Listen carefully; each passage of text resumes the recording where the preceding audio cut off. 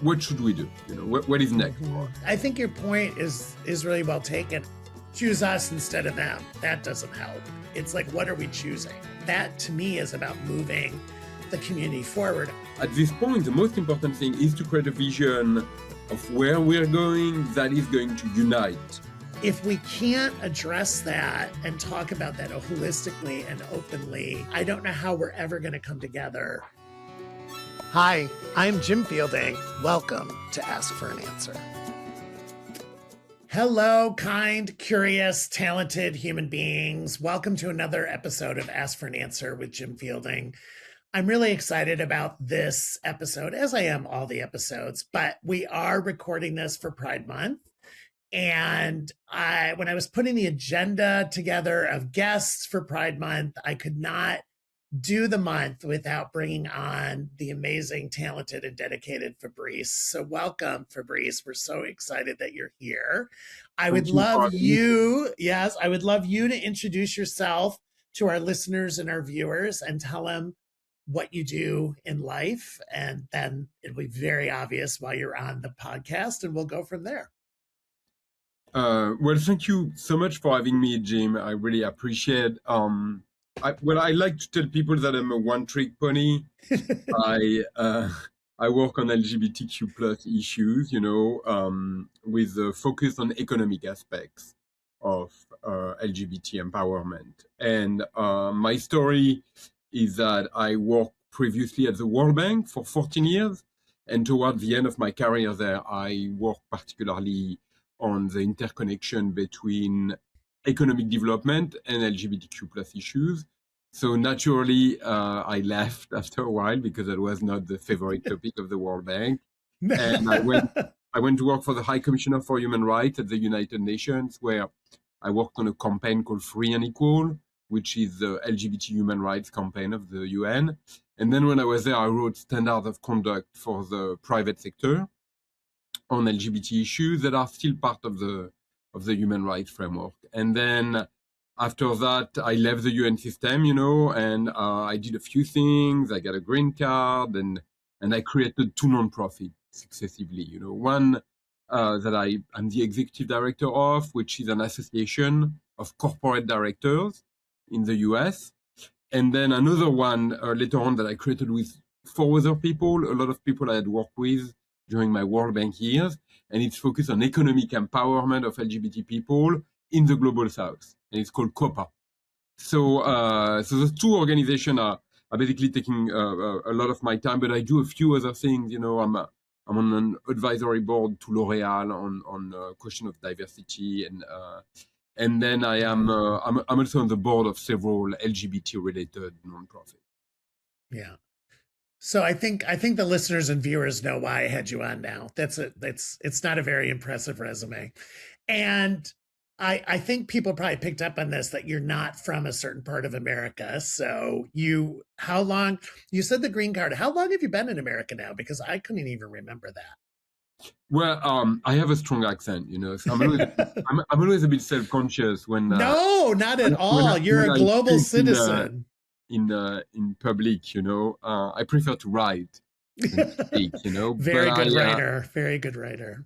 I came here, I was 22, I came to come out. So I came to the US when I was 22 in 2000.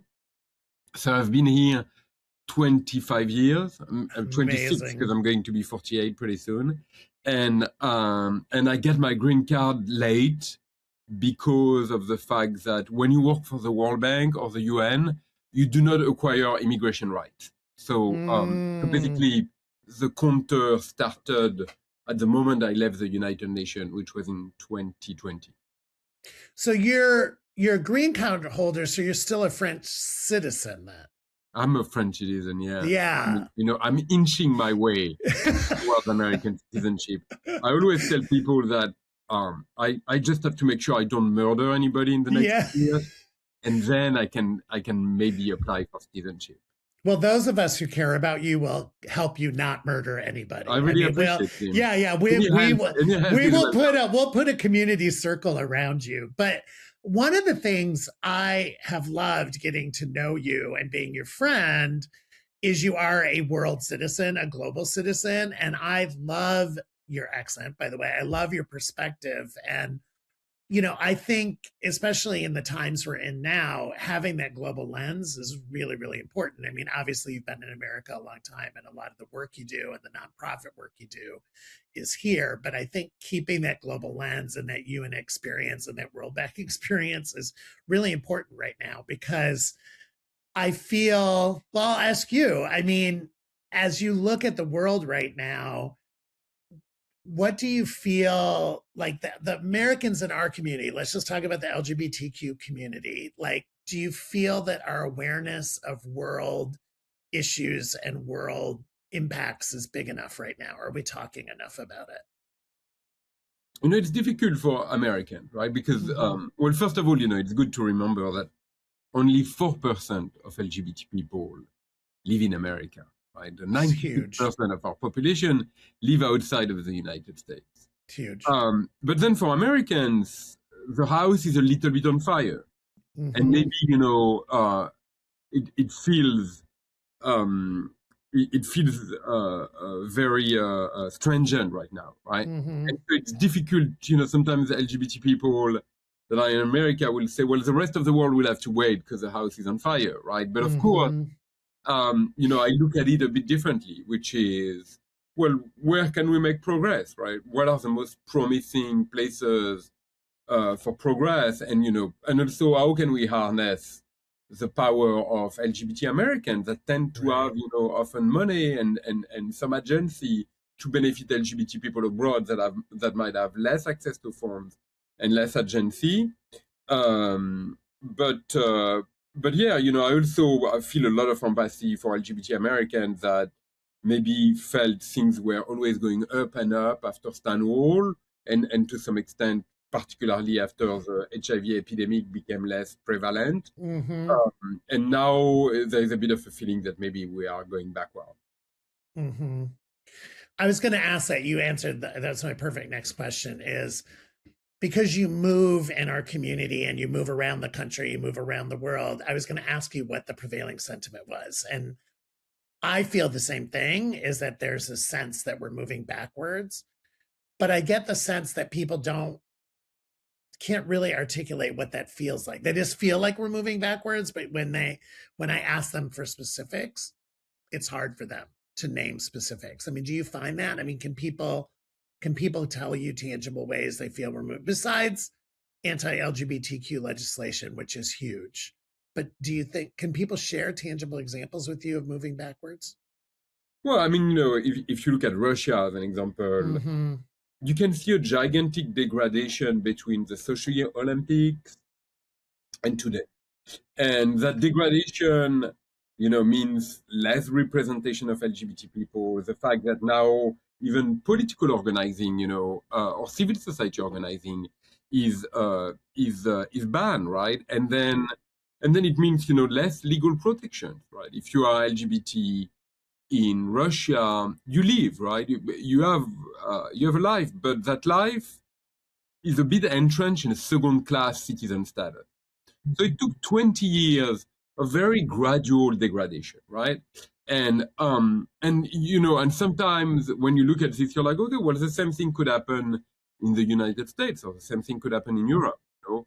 And then I think there has also been, for different reasons, there has been a degradation in China, in which you know, LGBT people cannot be represented in the media anymore, and there has been also a significant decrease in civil society, right? A lot of civil society organizations closed, and so those are, you know, are pretty sizable places where LGBT people live. But then on the other hand, we can also say that in India, there is a conversation around LGBT lives that is increasing, that maybe did not exist before, you know. And there was a big decriminalization case that we won in 2018. There was even a discussion about same-sex marriage that did not lead to anything, right? I mean, it led to some parliamentary discussion, but you know, it certainly did not lead to same-sex marriage. But you know, I would say that India maybe is a positive development, you know, in the past in the past 10 years, right, or in the past 8 years. Mhm. And then, I think another thing that we should say is that the fact that the world order is changing, it means that countries are paying much less attention to the human rights framework, right? They are paying much less attention to what is happening. And what I felt in the past weeks, as an example, is that we had very big setbacks in Senegal, as an example. Yes. Senegal hyper-criminalized homosexuality, which is now a thing, hyper-criminalization. And then similarly, there is a discussion in Ghana that has been going on for a while. And, the reality is that the world is not paying that much attention because it's very much concentrated on wars, right? And also, it's in a distracted, general right? sense, that it's time to look inward, right? To protect your country, to protect, your economy. And so there is less compassion, there is less empathy for LGBT people from foreign governments and international organizations. And also, something we should discuss is that because the United States is less supportive on LGBTQ issues, it means less money in the system too, which has consequences.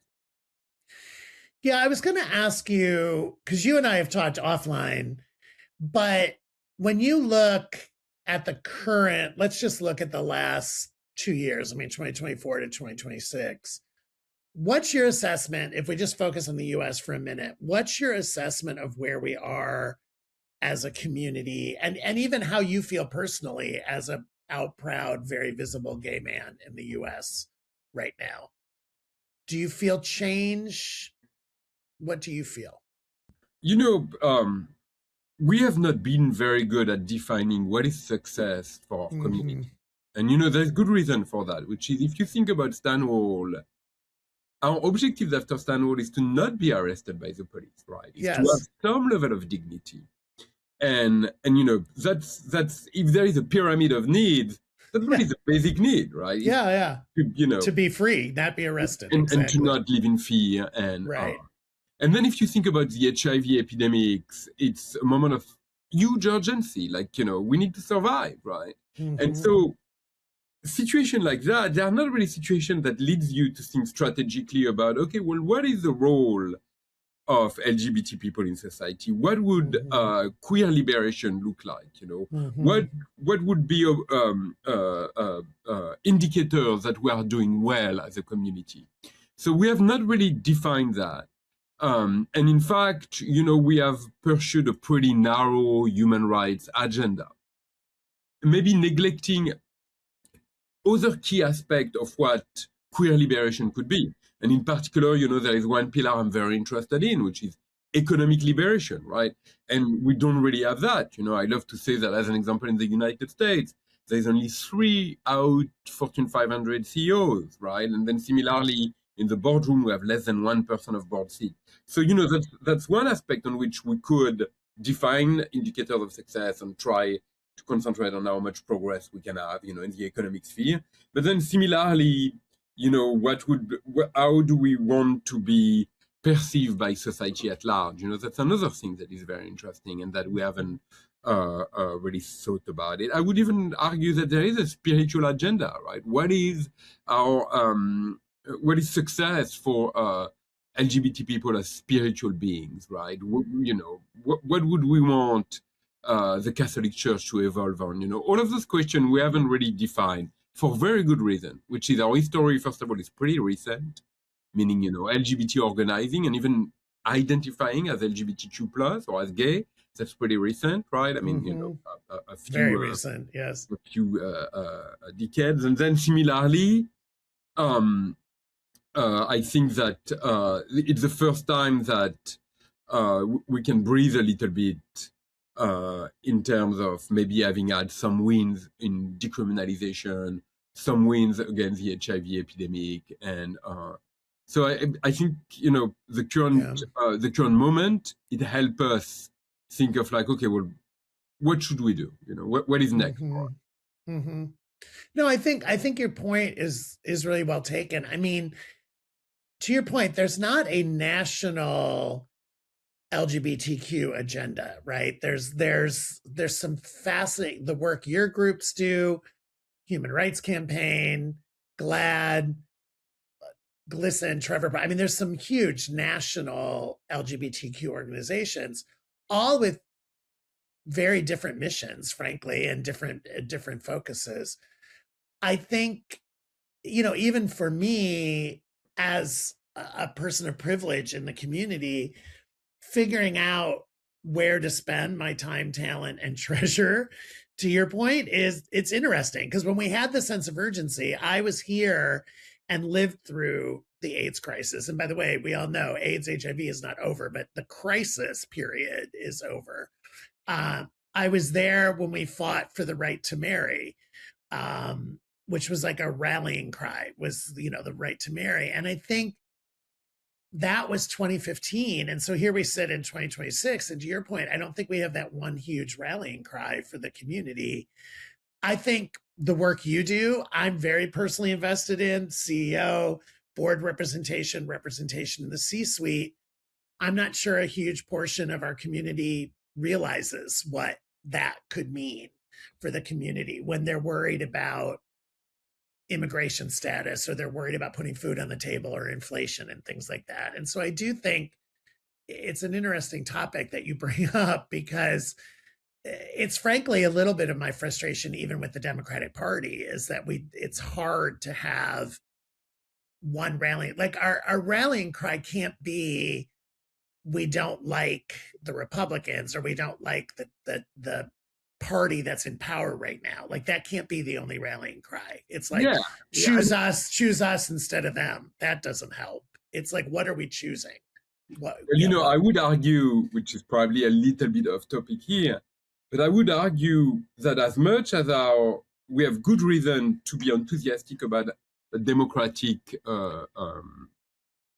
administration, our goals and the goals of the Democratic Party do not always align. Mm-mm. And I'll give you a good example, right, which is, for Democrats, it's really important that conservatives do not be supportive of LGBTQ plus life, right? Because it's an opportunity to say, well, look, we're not like them. We are in favor of the human rights of LGBT people.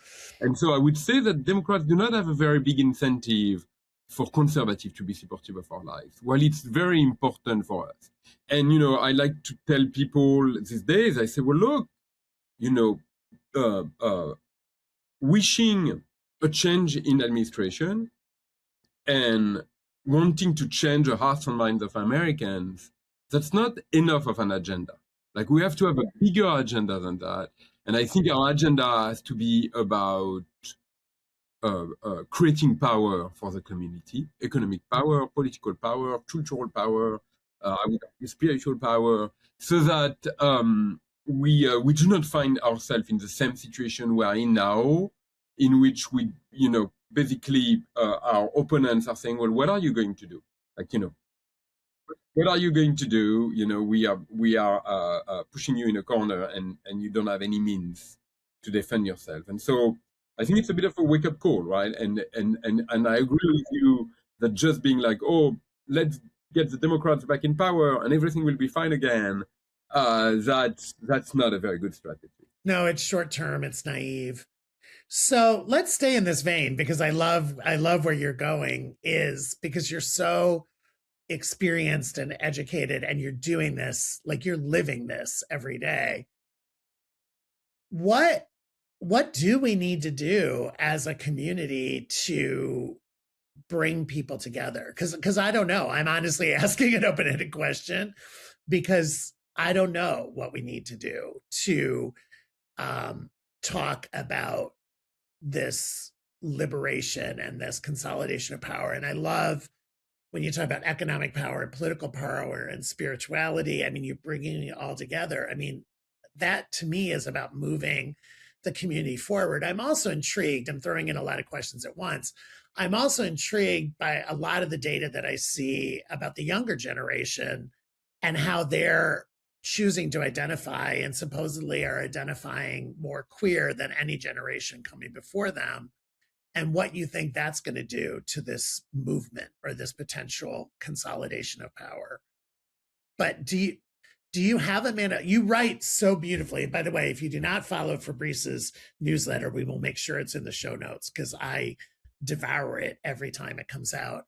But do you have like a manifesto or a guide? A manifesto is probably too strong of a word, but like a guide in mind of what you think we need to do as a leader in our community? Well, look, I really appreciate, I really appreciate what you're saying, but the reality is that I don't have that large of a voice, right? I have a little Substack. It's not huge. The organization that I'm involved with are also nascent, and so I do not have the arrogance of thinking that I have a recipe for the future. I have some thoughts.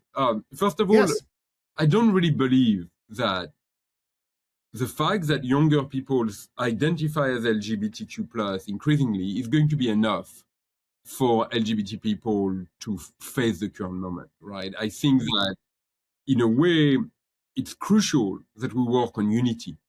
And, one of the things that I've observed, which is really heartbreaking, is LGBT people that are doing well, that are saying today, I have nothing to do with you. Right, I have nothing to do with this movement. I do not have any responsibility, and increasingly you meet LGBT professionals that might tell you, I am not gay, right? I'm a homosexual, or I'm not queer. Yeah, and sure. I think it's also a natural response to two things. One thing is that I feel that we might be a little bit perceived as losers, right? And the reason is because we lost a lot. Right, when the administration lowers the flag down at Stonewall, when the Harvey Milk warship is being renamed, when the Rainbow Crosswalk in front of Orlando is being destroyed, it sends a message that we're not doing very well, right? And so some people might not be very appealed by a community that is not doing very well, that doesn't really have power.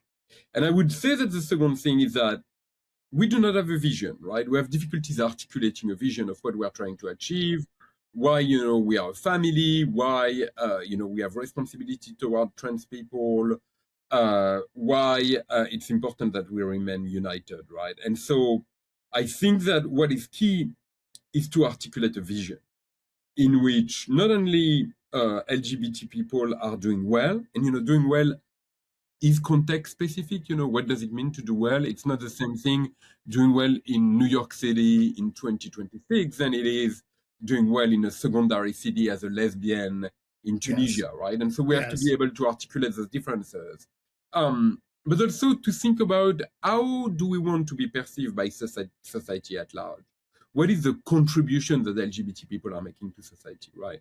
And so all of that would be part of a vision. And I think, at this point, the most important thing is to create a vision of where we're going that is going to unite the community and make people want to be part of this group, right? I love to tell people lately, and it might be a bit gimmicky, but I always say being French is a choice, right? In many ways, Napoleon come in and he says, okay, well, this is French, here is the flag, here is the history, here are the symbols. By the way, at that point, the French are not all speaking the same language, right? And he's kind of saying, well, look, French is going to be the main language that is going to be taught at school. What I mean by that, not that I am a Napoleon era specialist, but what I mean is that we make choices in terms of what is our identity, and we can choose to be LGBTQ+, right? We can choose to be a people and to help each other and to have responsibilities toward each other. And that requires, as you mentioned, also some leadership that is saying, well, look, we should come together, right? And we have responsibilities, but it's also going to benefit us, and it's going to benefit society at large. You're making the hair stand up on my arm. So I want to ask you a question. You know the term NIMBY, right? Not in my backyard. Do you know that term? It's a very American term. Okay, so NIMBY, an acronym, NIMBY, not in my backyard. I'm the son of I'm a proud Midwesterner. I grew up in Toledo, Ohio. My dad was a fireman and a policeman because he was an arson investigator. So very much a blue collar union family. And when he retired at 50 because he'd been on the force since he was 22, right? He moved to Florida and he got very involved in politics. And in Florida, the way to get involved in politics is these neighborhood associations, like homeowners associations, basically. And my dad went from being like a vocal participant in his homeowner association to president of the homeowner association to city council to ultimately mayor of Port St. Lucie, Florida. And he constantly dealt with this concept of NIMBY, which is, and I think it's very American, by the way, which is why you don't know it. And it's people are very focused. It's like the same thing as saying like kitchen table politics. People are very focused. Yes, I believe that we should have better jails is a perfect example. It's going on here in Atlanta, but don't build it by where I live, right? Not in my backyard, right? I believe we should have better public schools, even though I send my children to private schools, but don't raise my taxes in order to help with public schools. That's NIMBY. That's what I'm talking about with NIMBY. And I'm going to tell you a story, and I'll get in trouble for it, but I don't care. It's my podcast. The worst event I had on the book tour, the initial book tour, was in Palm Springs, California. And I had lived in Palm Springs, California, not as a full-timer. I was a weekender when I lived in Los Angeles. And the reason it was the worst event, it was very, very well attended. And I thought very representative of the community of Palm Springs. When I looked out in the room, it looked very much like Palm Springs to me. But it's something you said that brought up something in my mind, which is NIMBY, which is where I'm getting. And that was, at that time, and this is about 2 years ago in Palm Springs, there was a lot of tension already on trans issues in Palm Springs and bathroom issues and accessibility issues. There was also issues of resources for gender questioning children, or, in the schools, like in the public schools.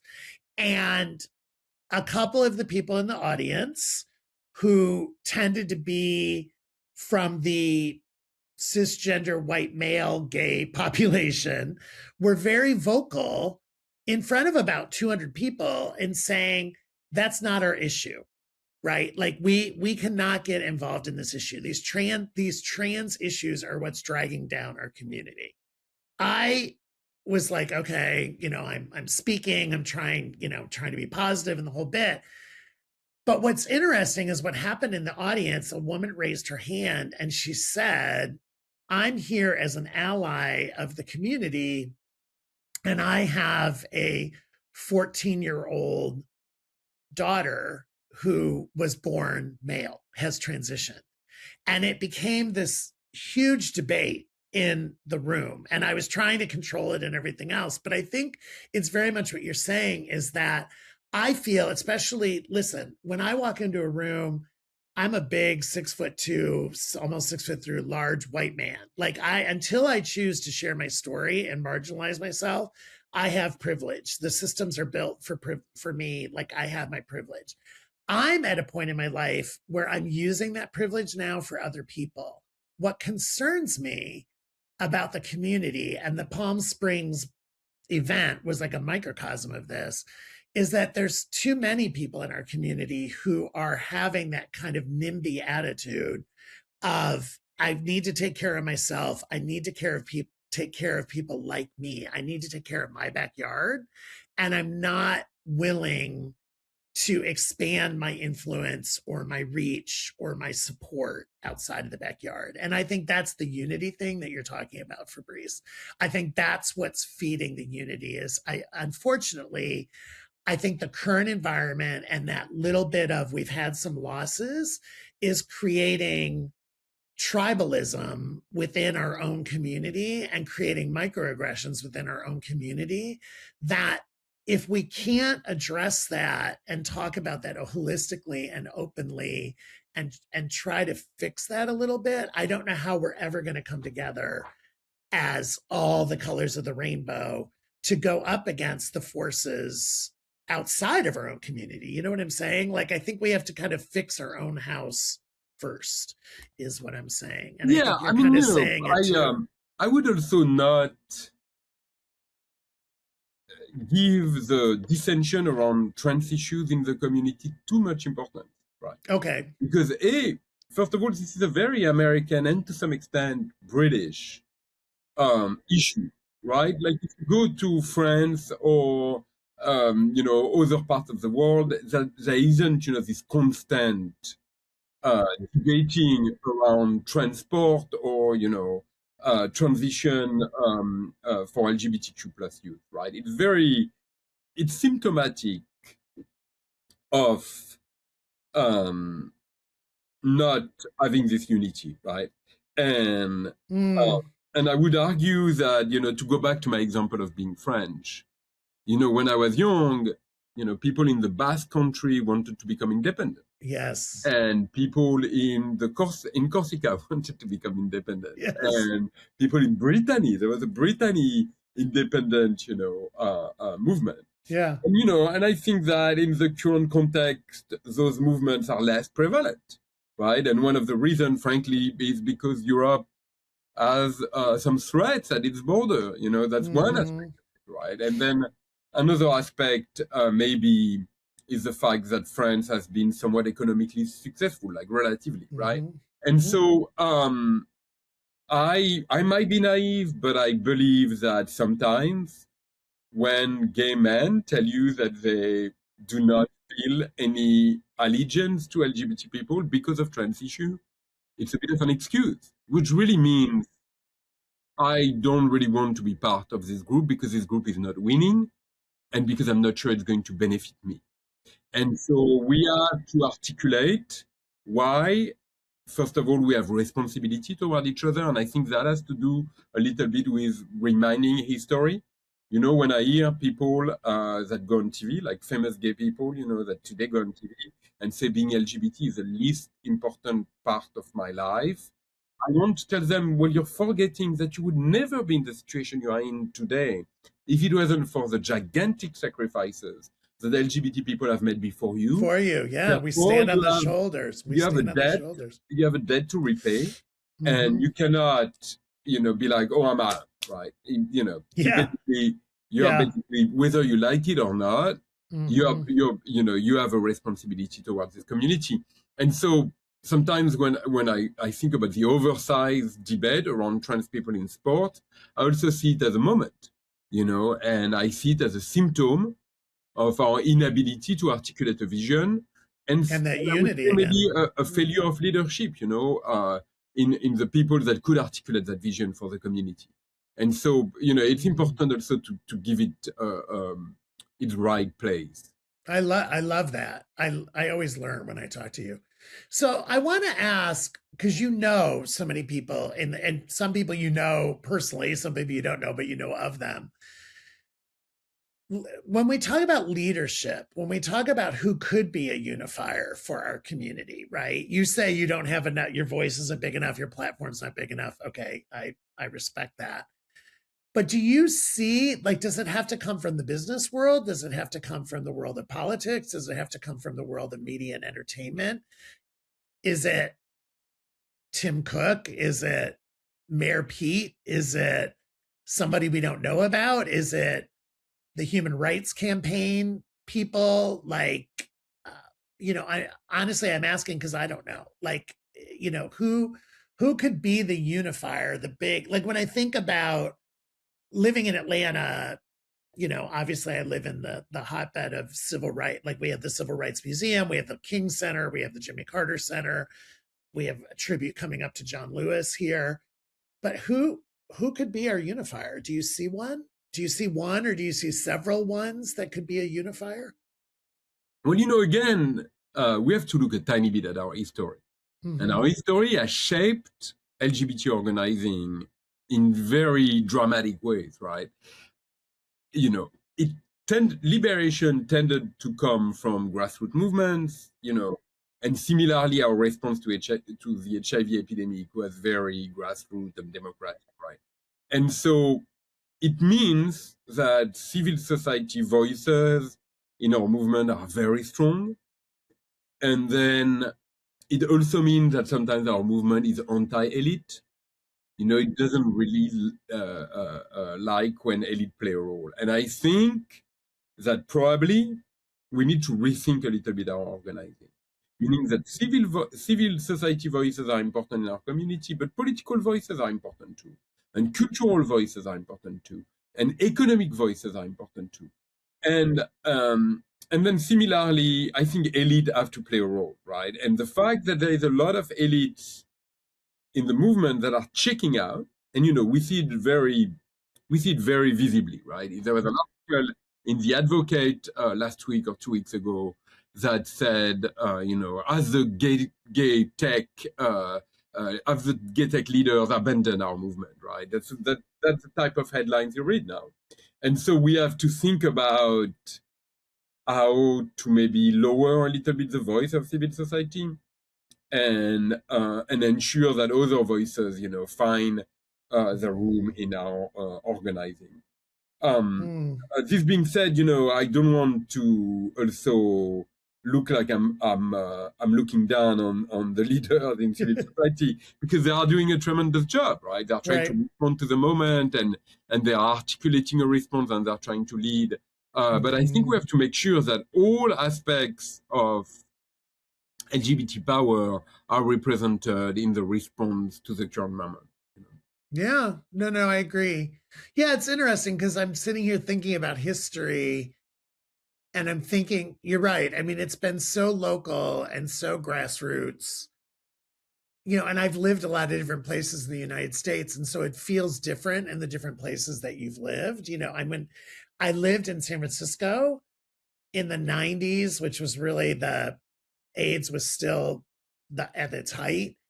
And we had the local heroes like Harvey Milk, right? Even though we had lost him, he was still a rallying cry for that community. I knew who the leaders were in Chicago. I knew who the leaders were in Los Angeles. But to your point, it is very local and very grassroots, and for very legitimate reasons. And I think sometimes, the weight of our history is also very strong, right? Yeah. Meaning we want to redo Stonewall. We want to redo the victory on marriage equality. We want to redo our response to the HIV epidemic, right? And very often that's what people tell me, when I meet them. They say, oh, we just have to do it again. We have to change our mind of American again. That's problematic, because the moment today, the world has changed. And because the world has changed, our response has to be different too.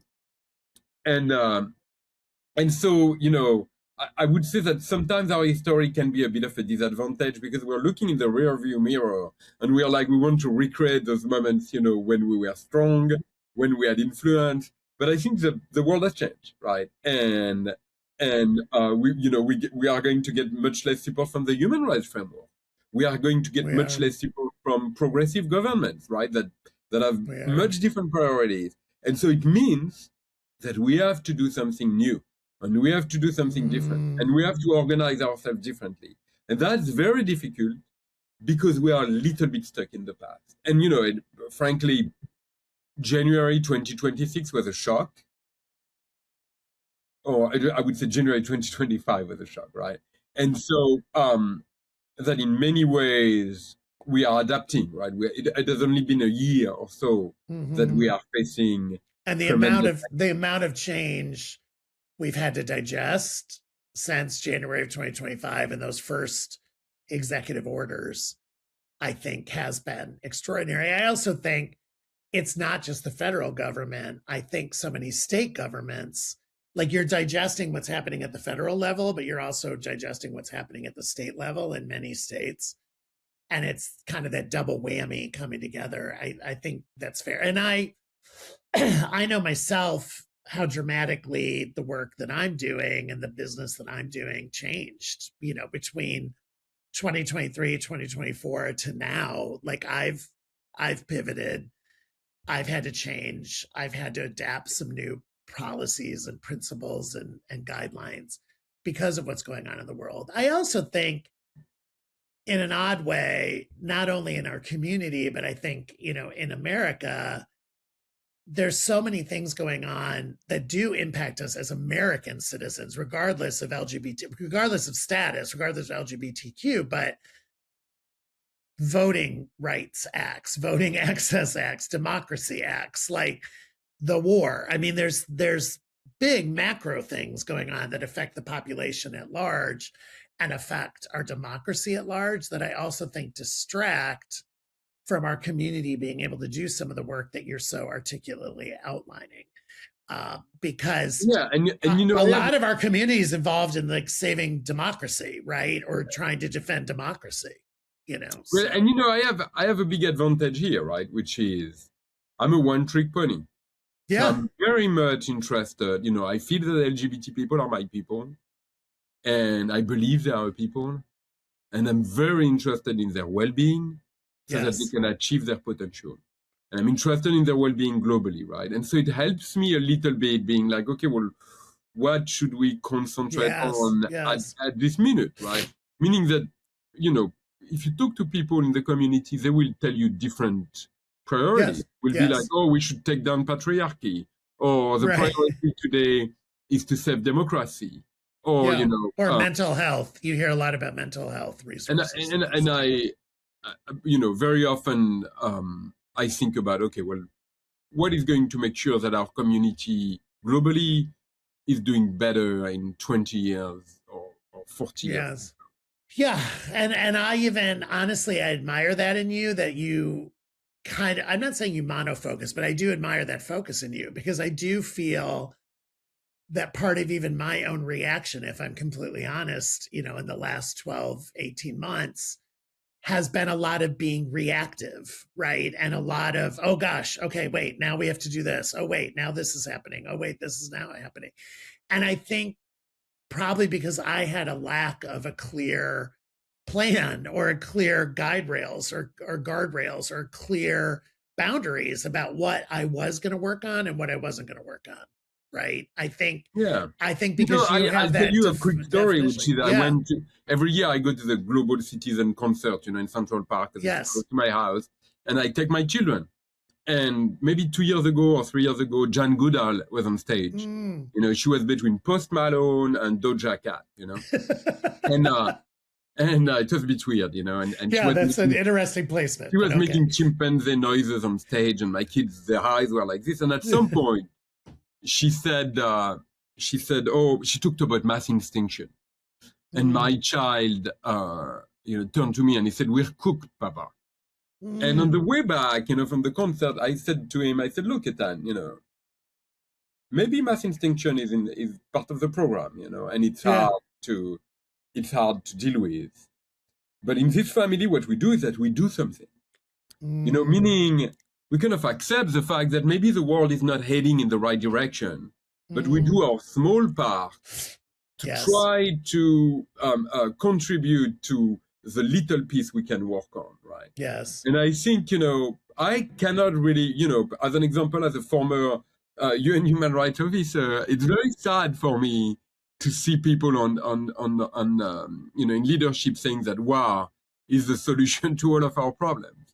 But that's not something I have any influence on. But I have a tiny bit of influence on how our community is staying united and trying to gain agency and dignity so that we can contribute to the world and we can support each other. Well, and you know, and that's a little thing I think I can have I can work toward, right? But the world is not going in the direction I like, you know, as someone that is attached to multilateralism. And so Right. the only thing I can work on is probably the community I am in, which is the LGBT community. And the only thing I can work on is trying to figure out if I can contribute in our lifetime for our community to understand the tremendous potential it has, and the fact that it can meet the current moment by better organizing and creating a vision for itself. I think that's beautiful. Yeah, I mean, I think it again. I know why we're friends, because I say to myself, I mean, what I've been saying for a long time. I gave a speech in high school, and part of the speech in high school was, "May we leave our corner of the world a little better than we found it." And you kind of just said that same thing. Is like, how can I make small, positive, incremental changes? I've had to change kind of my daily self-talk and my daily mantras in the face of all this, of like, are we better today than we were yesterday? Are we making the right impacts, to your point? And I think, someone also said to me, and I had heard it a long time ago, but it's like, how do you eat an elephant? Well, kind of start with the ear and eat one bite at a time, right? Like it's like those things, because I have the tendency to get very wrapped up in the bigness of it all, right? And in the overwhelming of like, oh my gosh, we have so much to do. And there's so many things going wrong, and there's so many obstacles, and people are out to get us, and oh my gosh, oh my gosh. And if I don't pull myself back from that, frankly, over catastrophizing in many cases, then I miss those small moments where I can make an impact, and where I can make a difference, and where I can add a little value. And that's really what I've been doing now, is like any situation I'm in, any speech I'm giving, anytime I'm asked to be on a panel or anything like that, I'm like, how can I add a little bit of value, right? How, like, hopefully people can leave with one thing that I said, or one suggestion I made, just one, right? Because if I make it too big, I overwhelm myself. It's very difficult. I have been writing in my newsletter that lately I've been scrolling X for update on the war in the Middle East. And it can very quickly occupy your entire consciousness. It could be doom scrolling, totally. And I think, it's very important for us to extract ourselves a little bit from the moment, and think about, okay, well, how can we organize ourselves? How can we respond?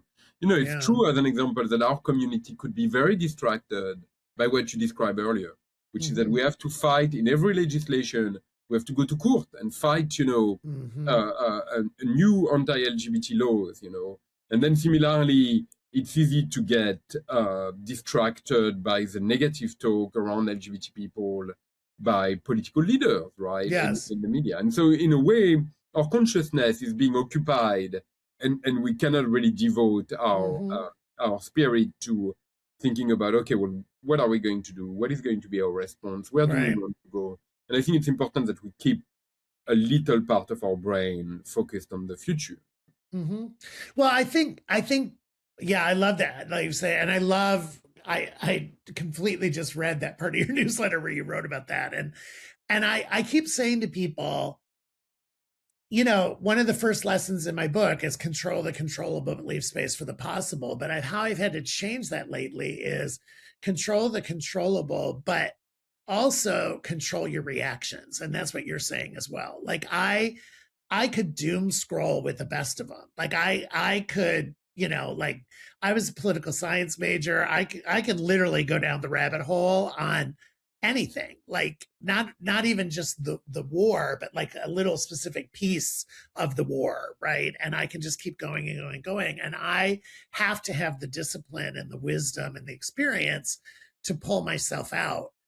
The one thing I've been doing, and I know you do it as well because of your global citizen, is like I have been looking at topics, and then I've been trying to find 5 or 6 sources on that topic to read about it from different perspectives, because I'm so worried about being in an echo chamber and getting fed the same information over and over again. I want different perspectives. So whether that's accessing, French writing, or the British writing, or German writing, or Asian writing, like I've really been pushing myself to try and read reporters or commentary from other places besides the States, because, I feel like I can get caught in that loop, that dangerous loop of that echo chamber of only hearing things from one perspective. Yeah, I think that's very important. And what you said earlier about trans issues being the crux of the matter, and everybody's talking about it. A lot of countries in Europe are not really talking about trans issues, but they're talking about surrogacy, right? Like in Italy, as an example, surrogacy, and in France, surrogacy is illegal, and surrogacy is a big issue, and that when you talk about LGBT people, access to having children, that's a gigantic issue, and it helps you gain perspective, because you realize that our opponents will choose a topic and will basically use it as a Trojan horse to discredit LGBT people. To demonize us, right? And then, having that global view can help you see what is the pattern there and, how we respond to it. Yeah. No, I totally agree with you. I mean, I think, yeah, I mean, again, I think the world is changing every day. It's a world. I mean, again, being a political science, loving history, students loving history, I try to look for the cycles. I try to look for like learnings from the past. I do think there's a lot of things that are different this time around. I mean, even when we look at the first Trump administration versus the second Trump administration, there's learnings from the first administration that you can apply, but there's also so many things that are different this time. But I do think, talking to people like you, talking to other people in the community, I've always thought two heads are better than one. I love the things that you pull together because you get smart people in a room and ask provocative questions and try to get discussions going. And I think that's the way out of this, is that we have to be in community again. And I think that is the history of our community, right? And to me, being in community is in real life community, in-person events. And I always try to get to your events in person. I don't always make it, but I think so much of it is about getting back together in events. And I've even said, and I did some writing on this and kind of got blasted for it, but last year when all the corporations started pulling out of Pride, and you and I both wrote about it, Fabrice, at almost the exact same time. It was so funny.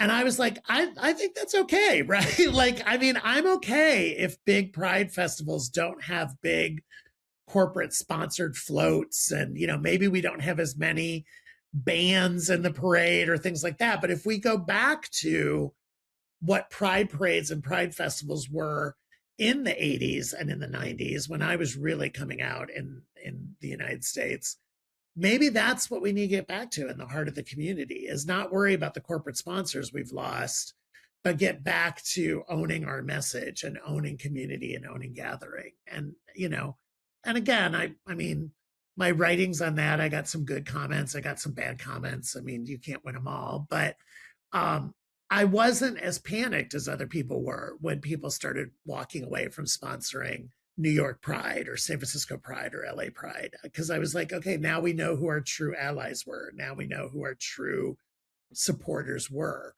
I feel that I like, Larry Kramer used to write at the time, he would say, oh, I love gay people. And I love gay people. Yeah. And I love LGBT people. I think, they're great. They tend to, because of that, original injury, they tend to be very interesting. They tend to create, they tend to be introspective. And so I love, spending time with LGBT people.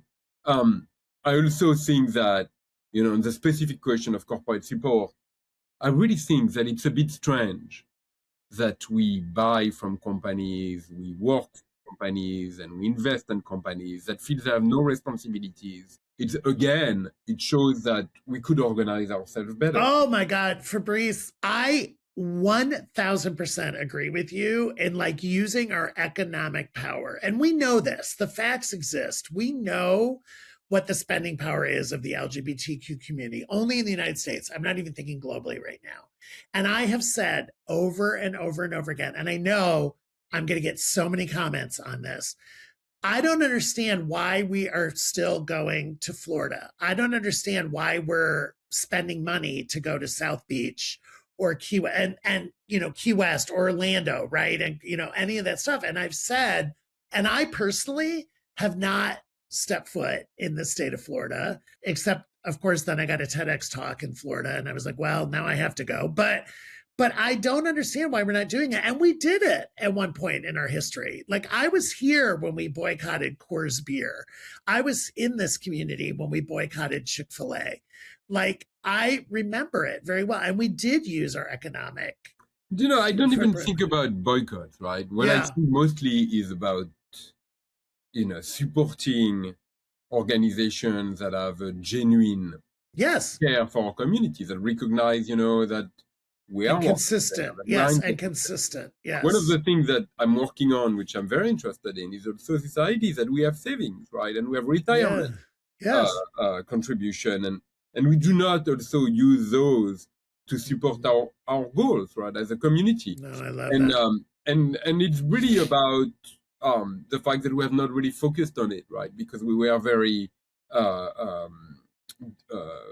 focused on the human rights agenda. But I think, the economic agenda, there's still a lot of things we could do.